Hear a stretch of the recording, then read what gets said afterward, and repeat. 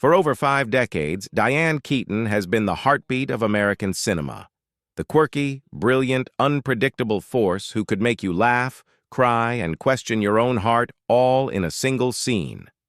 From Annie Hall to Something's Gotta Give, she carved her own path through Hollywood, never bending to the expectations of others, never conforming to anyone's rules but her own. She was bold, unapologetic, and wonderfully human. But behind that radiant smile and eccentric charm lies a story very few people truly understand. A story of solitude, loss, and a woman who paid a silent price for the independence she became famous for. At 78, Diane Keaton has started to speak more openly about the things she once kept hidden. Her lifelong fear of commitment, the ache of growing older without a lifelong partner, and the bittersweet quiet that fame can never fill. To the world, she seems endlessly full of life, always with a glass of wine in hand, a witty remark ready, and that infectious laugh that could light up any room. But when the spotlight fades, she returns home to a house filled with memories, photographs and echoes of a life that, while beautiful, has also been profoundly lonely. This isn't the story of a woman defeated. It's the story of a woman who dared to live life on her own terms, and now, in her later years, faces the truth of what that Diane Keaton was never meant to blend in. From the moment she stepped onto a stage in the late 1960s, she was a burst of originality. A woman who didn't just challenge expectations, she shattered them.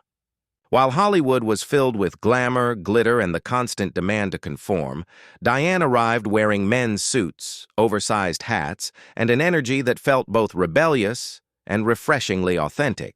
She didn't chase beauty standards, she redefined them. Her rise began in the theater, but it was Annie Hall that changed everything. The film didn't just make her a household name, it made her an icon of individuality. She didn't play a typical romantic heroine. She was awkward, spontaneous, emotional, and utterly real. The world fell in love with her because she represented something rare: honesty. But while millions adored her on screen, Diane herself was quietly struggling with the weight of identity. She once said, "I never really fit in anywhere." I still don't. As the roles kept coming, so did the pressure. Fame for most is intoxicating. For Diane, it was complicated. She loved acting, the art of becoming someone else, yet the more successful she became, the more she felt the growing distance between her real self and the image the world wanted to see. Behind every red carpet smile was a woman who valued privacy, who found comfort not in parties or premieres but in silence, books, and solitude. Her romantic life became tabloid material long before social media magnified every rumor. Her relationships with Al Pacino, Warren Beatty, and Woody Allen were dissected endlessly. Yet for Diane, love was always more painful than glamorous. She admitted she was terrified of marriage, not because she didn't believe in love, but because she was afraid of losing herself within it. "I didn't want to give up my independence," she once confessed. But that independence came with its own cost, the quiet ache of loneliness that only deepened with time. Through the decades, as her peers settled down, Diane remained steadfast in her choices. She built a home for herself, adopted 2 children, and poured her love into them.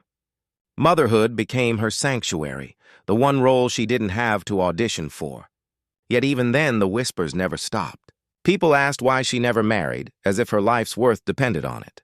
Her response was simple yet piercing: "I'm the problem. I don't think I could live with anyone." It was a brutally honest confession, one that revealed the depth of her self-awareness. Diane Keaton wasn't afraid to be alone, but that didn't mean loneliness never visited her. Fame may have given her everything: success, recognition, legacy. But it also took something in return: the simple human comfort of lifelong companionship. By the time she reached her 60s, Hollywood had changed, but Diane remained uniquely herself. She refused cosmetic surgery, embraced her gray hair, and celebrated aging with humor instead of fear. She became a voice for authenticity in a world built on illusion. Still, in the quiet corners of her life, she sometimes wondered what might have been. Not out of regret, but reflection. At 78, Diane Keaton's story isn't one of missed opportunities. It's one of choices bravely made. She's lived with conviction, loved without apology, and faced solitude with grace. Yet even a woman as strong as Diane admits that independence, while liberating, can also be the loneliest kind of freedom. Freedom truly cost. For many, fame looks like a dream. The applause, the recognition, the endless admiration. But for Diane Keaton, fame was often a paradox.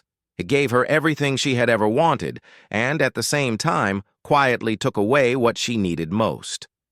In her early years, success came fast and furious. The world loved her eccentric charm, her offbeat humor, her ability to make even silence feel poetic on screen. Directors lined up to work with her. Every film was a hit, every interview a moment of magic. Yet, in the whirlwind of lights and cameras, Diane began to realize how lonely it is at the top. The more famous she became, the fewer real connections she had. Everyone adored Diane Keaton, the actress, but very few truly knew Diane Keaton, the woman. She once said in an interview, "I think I was always afraid of being too vulnerable. Fame makes it worse. People think they know you, but they really don't." That quiet fear followed her through every stage of her career. She was admired for her strength, yet misunderstood for her solitude. Hollywood saw her as untouchable, but Diane often felt like an outsider even in her own success. She filled her days with work, film after film, role after role, hoping the noise of creation would silence the ache of emptiness that crept in during the quiet moments. Acting became her refuge, the one place where she could express emotions she struggled to show in real life. When she played women longing for love, audiences saw art. Diane, however, was often revealing her truth. But fame comes with another kind of isolation. One that's not about physical distance but emotional separation. People expected her to always be funny, charming, strong. They wanted the confident woman in the hat, not the one who sat awake at night wondering if she had built her entire life around a dream that left her alone. The image of Diane Keaton had become larger than the woman herself. By the time she reached her 50s and 60s, the film industry began to shift, and opportunities for older actresses grew scarce. While Diane was still celebrated, she often spoke about the quiet discrimination women faced as they aged. "A man can age into wisdom," she once said. "A woman is just expected to fade away." Rather than fade, she reinvented herself, taking on roles that reflected her real emotions, vulnerability, self-discovery, and the bittersweet beauty of growing older. Yet, even as her career evolved, her world grew smaller.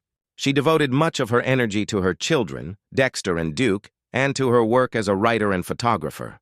But when the days ended and the cameras stopped, there was still that undeniable quiet.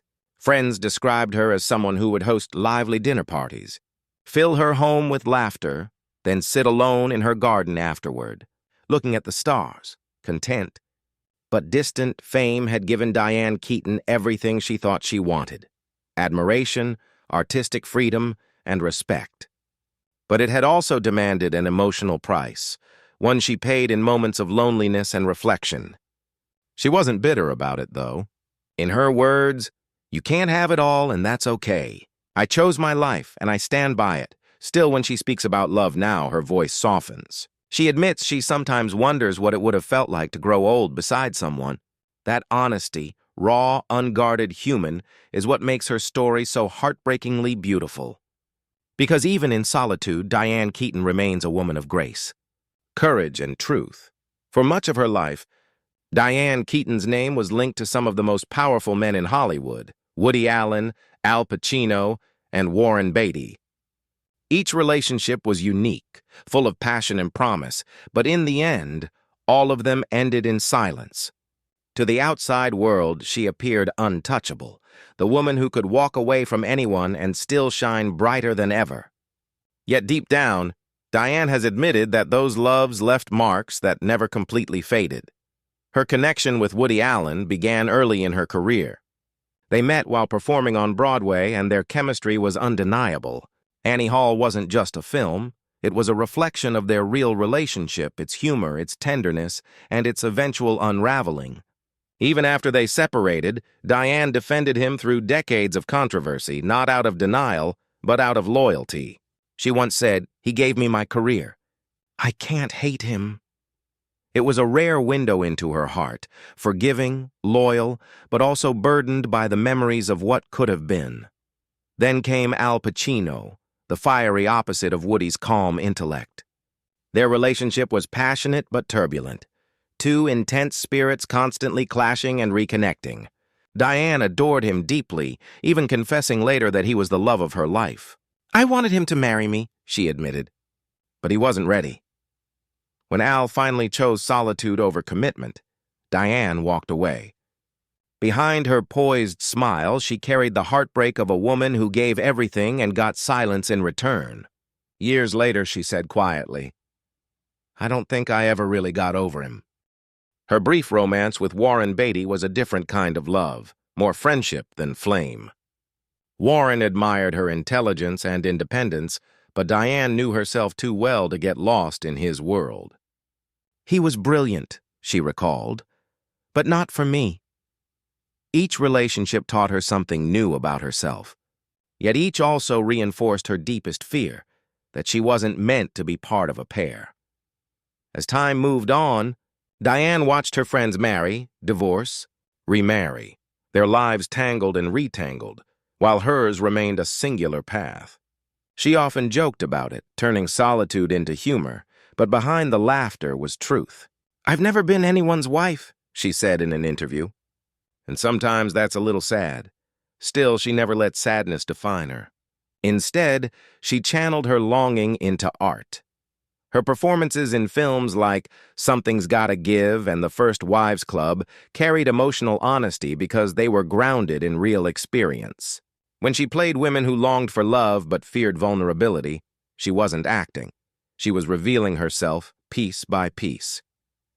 Off-screen, Diane created a world that reflected who she was.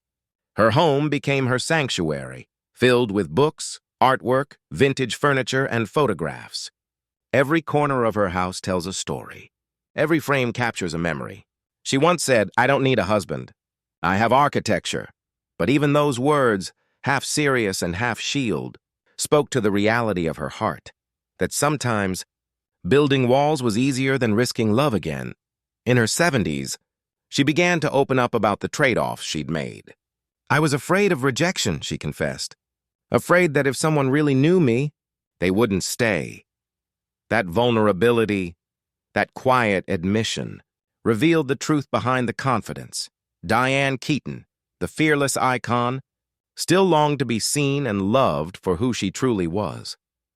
Her life's great irony is that the woman who made millions believe in love never quite found it in the way she dreamed. Yet, rather than dwell in regret, she transformed her solitude into strength, proof that fulfillment doesn't always come in pairs, and that love, in all its forms, can still fill an entire life. As Diane Keaton entered her late 70s, the world around her changed, and so did she. The bright lights of Hollywood, once thrilling and consuming, now seemed softer. The noise faded into quiet gratitude. For the first time, she began to speak openly about what life had taught her. Not the glamorous version people saw in magazines, but the real human truth behind decades of fame and solitude. "I've made peace with being alone," she said once, smiling gently. "It's not loneliness anymore. It's freedom." That single line summed up a lifetime of transformation. For years, Diane had equated love with completion, believing that happiness came from being chosen. But as time passed, she discovered that peace didn't come from someone else's presence. It came from accepting her own.